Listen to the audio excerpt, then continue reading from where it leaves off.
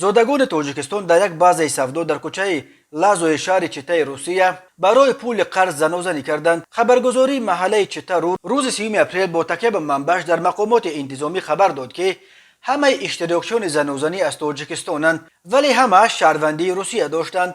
در ثبت ویدیو کامیراهای نظارتی یک مغازه واقع در بازه سودا دیده می شود که صبح 26 اپریل سال 2022 تقریبا ساعت 08:45 دقیقه در داخل مغازه فروش خشکمیوه فروشنده و پاسبان با هم به زبان تاجیکی صحبت دارند. اینها را در کجا مانیم؟ میپرسد فروشنده که مالهای مغازه را جابجا میکرد. در همین لحظه چند نفر کلتک‌ها در دست به مغازه وارد شده اول پاسبان را با کلتک لطوکوب میکنند و سپس به فروشنده در میافتند. تلگرام کانال سچسف چته با تکیه به یک کاربر خبر داد که حملگران یک روز قبل هم با طلب پول قرض خود به این مغازه آمده بودند ولی پاسخ رد گرفتند. در جریان مناقشه صبح 26 اپریل حملگران با لام آهنین میکرواتوبوس مالکان مغازه را هم آسیب رسانیدند.